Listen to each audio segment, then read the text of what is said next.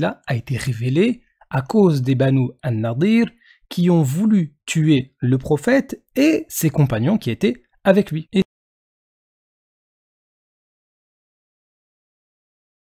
c'est également confirmé dans le tafsir d'Ibn Kathir.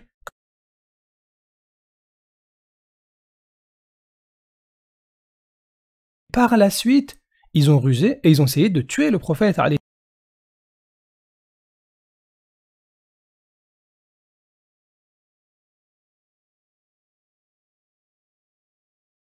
Bukhari lui-même qui nous dit Harabat an-Nadir. Donc ce sont les Banu an-Nadir qui ont combattu le prophète. Ils ont essayé de le tuer. Donc,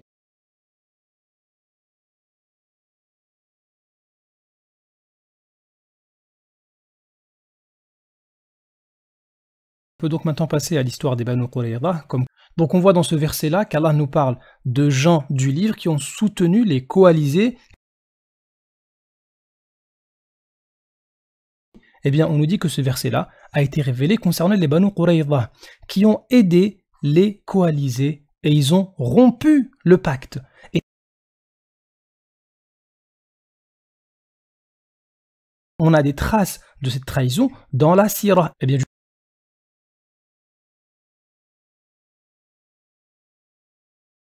justement, prenons la Sira d'Ibn Kathir qui va nous rapporter ce que dit Ibn Ishaq dans sa Sira concernant les patrons de Banu Qurayza. Ils ont rompu le pacte et ils ont dit « Je suis venu à toi avec la puissance et la multitude d'hommes. Je suis venu à toi avec les Qurayshites. Je les ai fait descendre. Ils se sont engagés devant moi et m'ont promis de ne pas retourner chez eux avant d'avoir exterminé Muhammad et ceux qui sont avec lui. »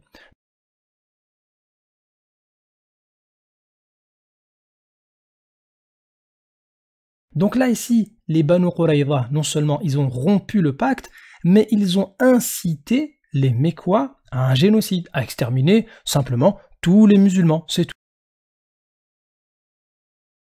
C'est que les gens vont pas vérifier la...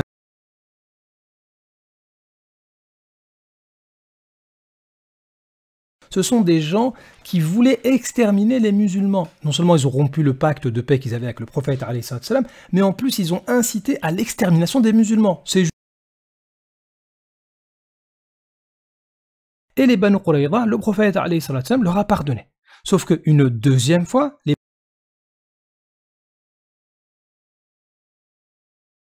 Banu Qurayza attaquent le prophète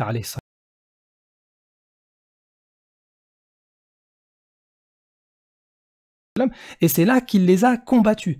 Donc non seulement c'est pas simplement une trahison d'un pacte, ils ont combattu les musulmans 2 fois et ils ont essayé d'exterminer toute la population musulmane. Justement, c'est ce qu'a fait le prophète.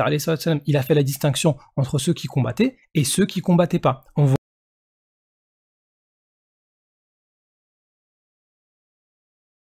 C'est-à-dire à partir de la puberté. Mais il y a une nuance à faire ici, c'est qu'un autre hadith dans Bukhari nous parle des hommes qui étaient combattants. Donc c'était pas tout le monde. Tous ceux qui ont combattu, c'est eux qui ont été combattus par le prophète alayhi salatu sallam. Vous voyez ici, on a les hommes, et puis après on nous précise les hommes, c'est-à-dire ceux qui combattaient. Par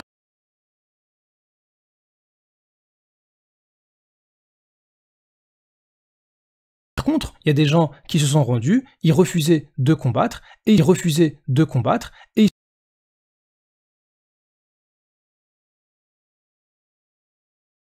donc dire que le prophète a combattu tout le monde dans Banu Qurayza, c'est complètement faux. Et c'est un...